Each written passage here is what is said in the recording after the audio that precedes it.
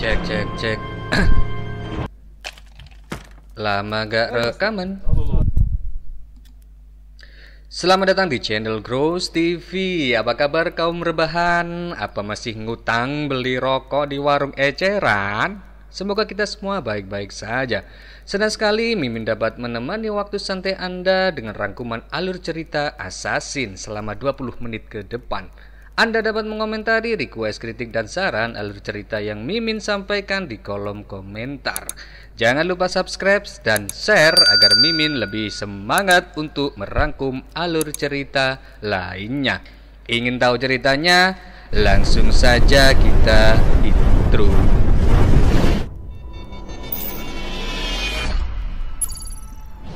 Baru di menit pertama, penonton sudah disuguhkan aksi harakiri yang dilakukan pada 5 Maret 1884 di rumah tetua klan Akashi Yusho Mamiya, di mana hal tersebut dilakukan sebagai bentuk pertanggungjawaban yang dipicu satu orang, Naritsugu Matsudaira, yaitu anggota keluarga kesogunan yang meresahkan.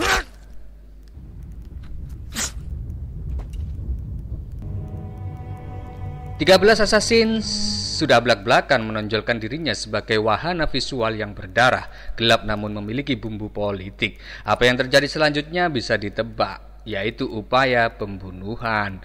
Tingkah Naritsugu tak bisa dibiarkan anggota keluarga kesogunan lainnya. Mereka khawatir kedamaian yang sudah terjaga selama 200 tahun akan pecah di tangan Naritsugu. Tak ada pilihan lain selain Naritsugu harus dihilangkan. Terlepas siapapun dia, di mata masyarakat, Naritsugu tak lebih dari seorang psikopat. Dia kejam, sosiopatik, hobi memperkosa, memutilasi, dan membantai rakyat yang tidak bersalah.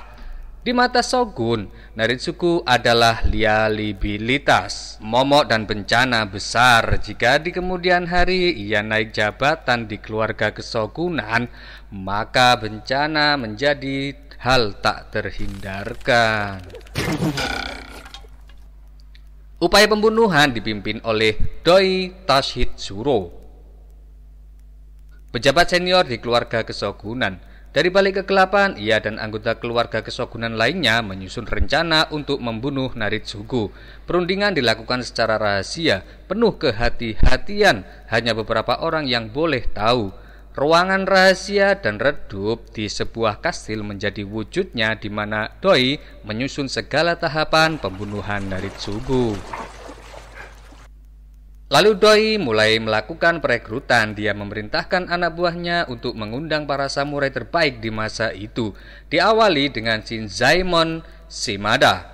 Terus dia dipertemukan dengan Yuki Makino yang menceritakan kekejaman Naritsugu. Diceritakan di suatu malam Naritsugu menginap di Giso, dan karena anggota bangsawan maka istri dan putrinya dibawa ke sana untuk menyambutnya. Apesnya menantunya malah diperkosa oleh Naritsugu, terus anaknya dibunuh dan dimutilasi di depan istrinya, dan istrinya pun bunuh diri karena malu.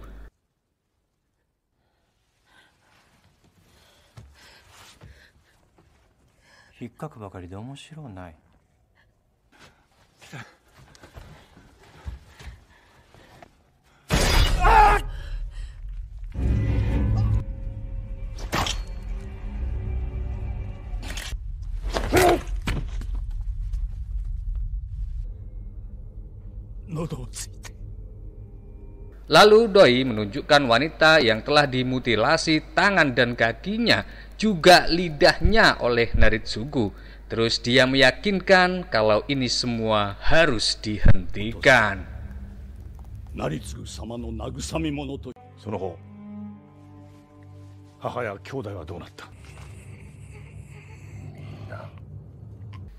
Sementara Naritsugu sedang membantai keluarga Mamiya. Penyiksaan itu dilakukan dengan memanah seluruh anggota keluarganya. Terus Naritsugu berdalih bahwa keluarga Mamiya meremehkan tuannya dan memberontak, maka harus dikasih pelajaran. Menghukum adalah tugas seorang tuan.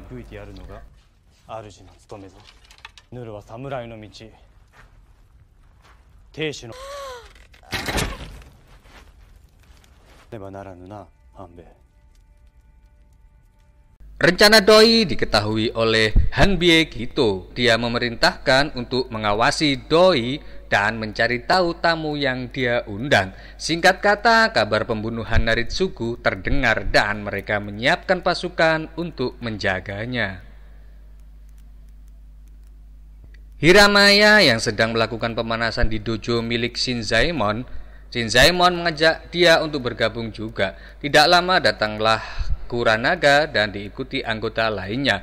Mereka pun bergabung untuk misi pengambilan nyawa Tuan Naritsugu dari klan Akashi. Karena bulan depan Naritsugu akan meninggalkan Edo dan kembali ke Akashi, akan sulit membunuhnya jika sudah di wilayah kekuasaannya, maka misi berlanjut untuk mengumpulkan anggota lagi karena mereka hanya 9 orang. Sepulangnya dari rapat, tiba-tiba salah satu anggota dihadang dan bertarung. Hiramaya datang dan menghabisi mereka semua. Keesokan harinya Hanbie melihat mayat tersebut dan menyimpulkan ini adalah ulah Shinzaemon. Seorang yang sedang asik bermain judi, dia menang lalu merayakan dengan meminum sake. Akhirnya dia mabuk dan bermain perempuan di kedai pamannya. Keesokan harinya Shinzaemon menceritakan kalau dalam misi besar, yaitu jika dia menang maka dia akan dihargai. Dan pria tersebut diketahui bernama Shinro Kuro yang juga ingin bergabung dengan misi yang dijalankan pamannya Shinzaemon.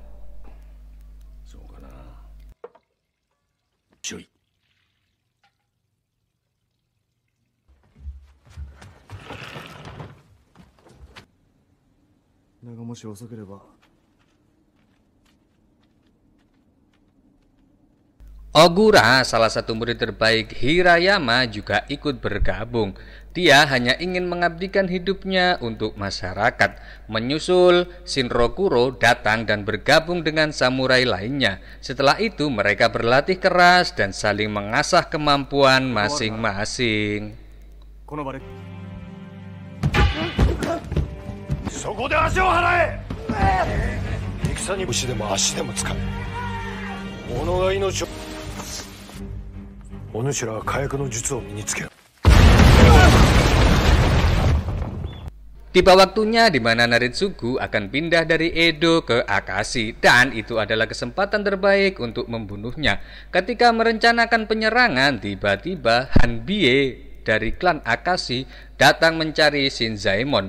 Mereka pun berhadapan dan saling menceritakan situasi sekarang, di mana seorang samurai harus melayani tuannya, tapi Shinzaemon lebih memilih untuk melayani rakyatnya.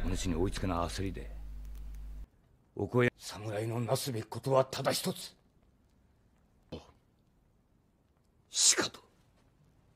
Di pagi harinya perjalanan Naritsugu dan pasukannya dimulai.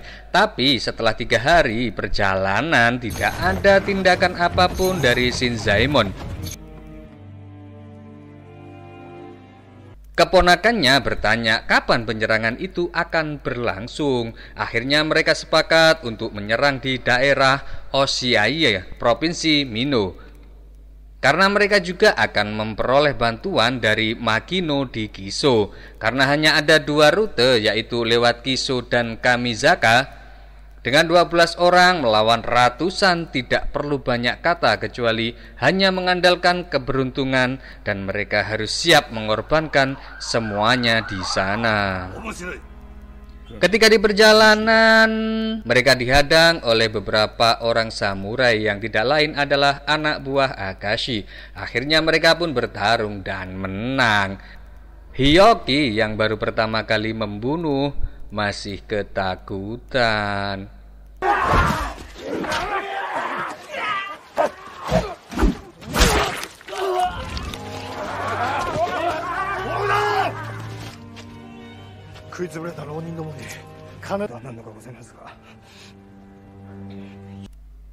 Sampailah mereka di tengah hutan dan pegunungan. Mereka semua beristirahat dan melanjutkan perjalanan menyusuri sungai.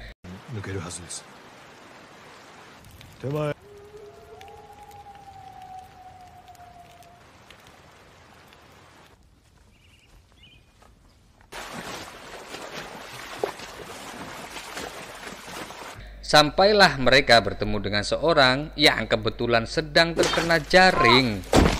Sebut saja si Tarsan. Dia dilepaskan, dia bersedia menjadi pemandu jalan dan bergabung dengan samurai tersebut. Akhirnya lengkap sudah menjadi 13 orang. 何がおかしい。わしは島田新左衛門と申す者。 Utusan doi sampai di daerah yang mana sudah direncanakan untuk melakukan penyerangan. Desa itu pun dibeli dan masyarakatnya disuruh pindah, dan desa itu pun ditutup. Tidak lama Naritsugu turun dan menghancurkan papan larangan itu, lantas menghampiri orang-orang yang menghadangnya, yang tidak lain adalah Yuki Magino, yang anak dan menantunya dibunuh oleh Naritsugu waktu itu. 何やつだ。にゃにてお手にかかりし尾張藩士牧野もう硬いかな。半兵衛か。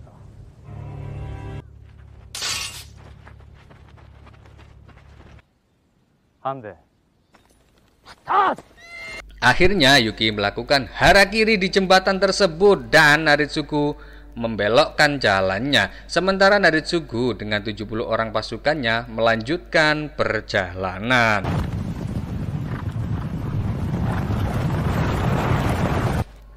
Shinzaemon CS menyiapkan jebakan di desa yang akan dilewati Naritsugu. Ternyata Naritsugu yang ditunggu-tunggu gak datang-datang. Akhirnya mereka berencana meninggalkan Oshiaya karena diprediksi mereka melewati rute lainnya. Tapi Shinzaemon bersikeras untuk tetap menunggu di sana.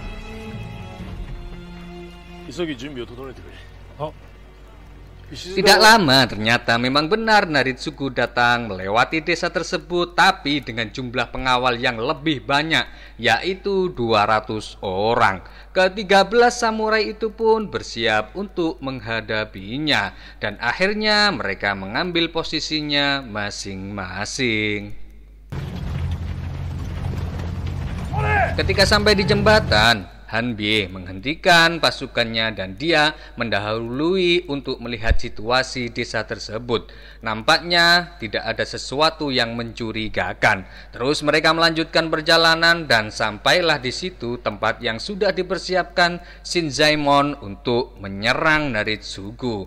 Dan penyerangan pun dimulai, guys.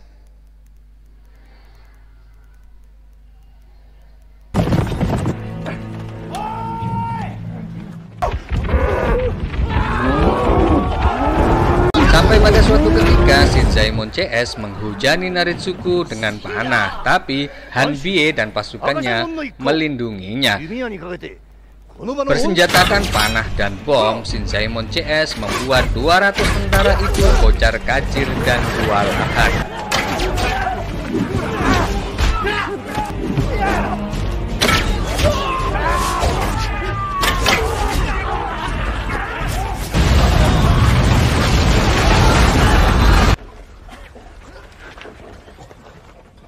Sampai pada akhirnya mereka pun turun dan bertarung dengan samurai. Pertarungan pun dimulai, guys.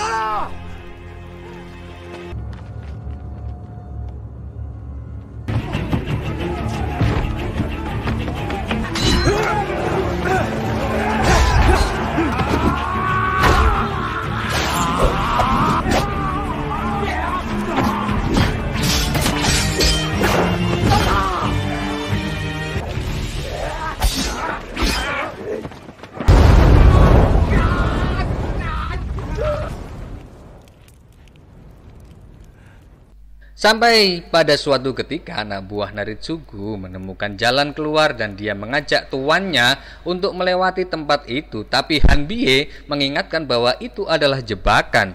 Naritsugu tidak peduli peringatan tersebut dan terus mengikuti pasukannya. Ternyata jalan itu pun buntu dan dijaga 2 orang samurai. Mereka pun melanjutkan pertempuran. Shojiro.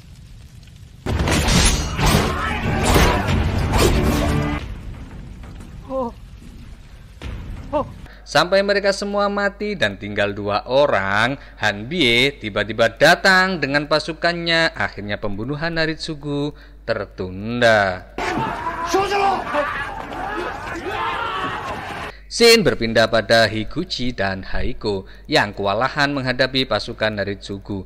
Tiba-tiba Hyoki tertusuk tombak dari belakang dan sekarat. Tapi Higuchi berusaha melindunginya. Sampai pada akhirnya mereka kewalahan menghadapi pasukan itu dan berusaha mencari tempat perlindungan.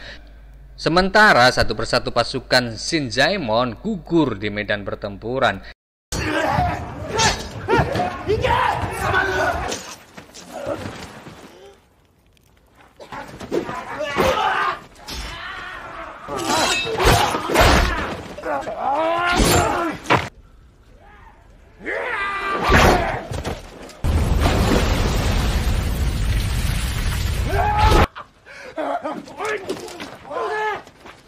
Hingga pada suatu ketika Naritsugu mengatakan kalau dia menjadi petinggi kerajaan kesogunan, maka dia ingin membawa kembali zaman peperangan. Sampai giliran Sahaita Kuranaga yang ingin menyerang Naritsugu dan banyak membunuh pasukannya. Tapi karena saking banyaknya, jadi Kuranaga pun gugur dalam pertempuran itu.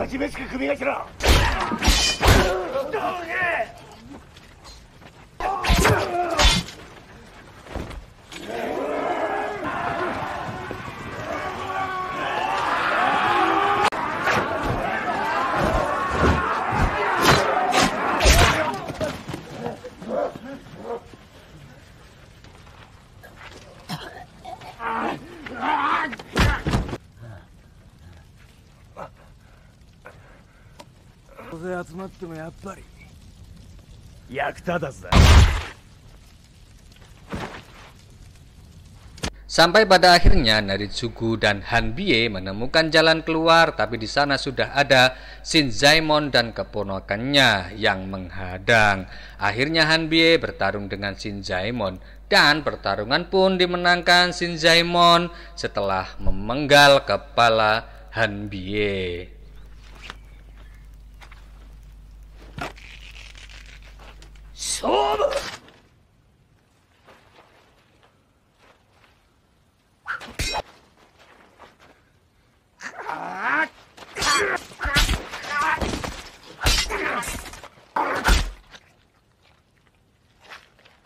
Setelah itu Naritsugu menendang kepala Hanbie dan menantang Shinzaemon untuk bertarung secara elegan. Akhirnya mereka pun saling tusuk dan untuk pertama kalinya Naritsugu merasakan sakit. Dia menderita dan takut mati.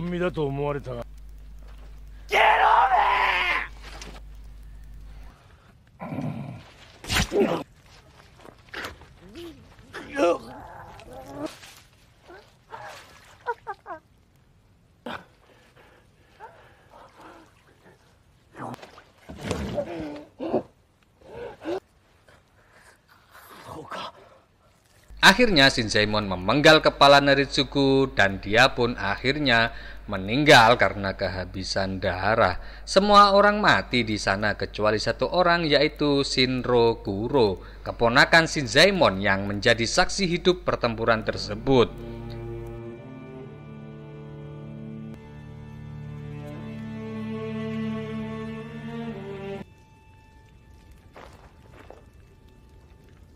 Tidak lama Tarsan datang dan hidup lagi. Si manusia aneh itu bertarung tanpa pedang tapi susah dikalahkan.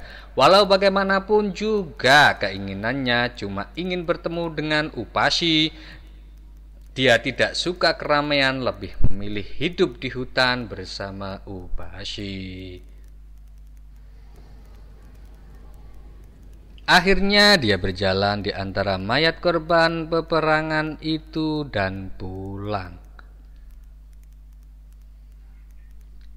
Sekian dulu alur cerita film Assassin. Film ini film jadul, film tahun 2010. Alur ceritanya bulat, nggak jelas. Actionnya juga sedikit. tapi penuh dengan maksa. Ya hampir sama dengan Rurouni Kenshin lah, diambil pada 1880-an, yaitu era keshogunan, cuma mungkin beda daerah ya. Pamit undur, jangan lupa dukung terus. Wassalamualaikum warahmatullahi wabarakatuh.